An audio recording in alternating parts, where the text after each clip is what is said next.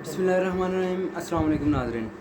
सबसे पहले जो आज इस्लामाबाद हाई कोर्ट में कुछ आम ख़बरें जो इलेक्शन ट्राइब्यूनल की तब्दीली के मतलब दरख्वास्त थी, कुछ उसका बताते हैं और फिर बिल आखिर हुकूमत कामयाबी हो गई है, वो क्या वजह बनी है, कुछ वो बताते हैं। और इसके साथ जो मज़ीद आज है कुछ इस्लामाबाद हाई कोर्ट में अपडेट्स हैं, वहाँ से कुछ केसेस हैं, कुछ वो बताते हैं।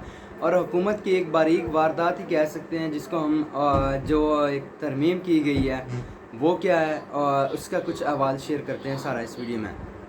सबसे पहले आ जाते हैं जो इलेक्शन एक्ट 2017 में तरमीम की गई है कि कोई भी उम्मीदवार अपनी वाबस्तगी अगर किसी एक पार्टी से शो करता है तो वो दूसरी पार्टी से नहीं कर सकता है।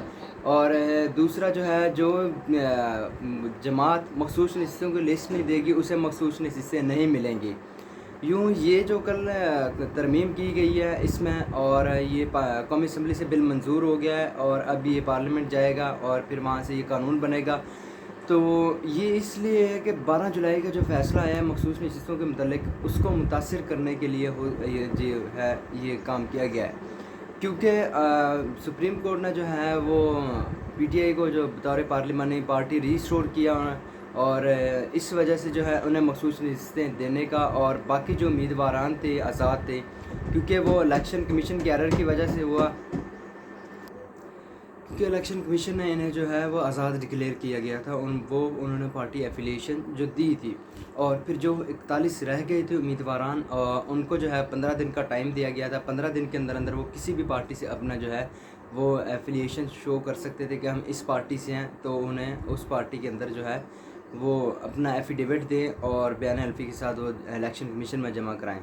यूँ इलेक्शन कमीशन ने भी इतराज़ कर दिया था और उन्होंने भी जो स्क्रूटनी है वो सख्त करने का फ़ैसला किया था। जो 41 उम्मीदवारान रह गए थे पीटीआई के जिन्होंने एफिडेविट दिए हैं, तो यूँ ये एक जो है अब तरमीम कर दी गई है। लेकिन अब देखते हैं सुप्रीम कोर्ट इस पर क्या एक्शन लेगी और क्या होगा आगे, वो तो आने वाला सिनेरियो कुछ बताएगा। और दूसरी जानब जो आज इस्लामाबाद हाई कोर्ट में केसेस हैं उसमें जो है चीफ जस्टिस पर इतराज़ के बाद जो नया बेंच तश्कील दे दिया गया है, जस्टिस मियां गुल हसन औरंगज़ेब और जस्टिस अरबाब मोहम्मद ताहिर साहब जो हैं वो नए नायब के कॉल अप नोटिस पर आज जो है समाअत करेंगे। और जो जस्टिस अमन रिफ़त इम्तियाज़ साहिबा जो छुट्टियों पर हैं, इस वजह से जो उनका केस जो था इंतज़ामिया के ख़िलाफ़ तौहीन अदालत का, जिसमें वो एहतजाजी रैली की इजाज़त ना देने पर, वो केस जो है जस्टिस मियां गुल हसन औरंगज़ेब साहब जो है उस केस की आज समाअत करेंगे। वो केस जो है आज जस्टिस मियां गुल हसन औरंगज़ेब साहब इसकी समाअत करेंगे। तो आज का दिन भी कुछ अहम हो सकता है। जैसे इंपॉर्टेंट केसेस की अपडेट्स आएंगे हम आपके साथ शेयर करेंगे।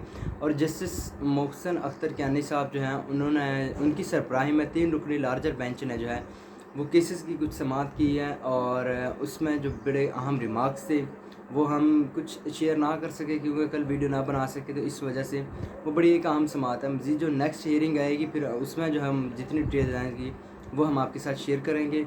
और इसके बाद जो है सुप्रीम कोर्ट में कुछ अहम चीज़ें होने जा रही हैं, और कुछ अफवाहें ऐसे गर्दिश कर रही हैं कि जी कोई बड़ा इस्तीफ़ा आ सकता है, कोई बड़े जो कुछ टाइम के अंदर अंदर कोई बड़े इस्तीफ़ा।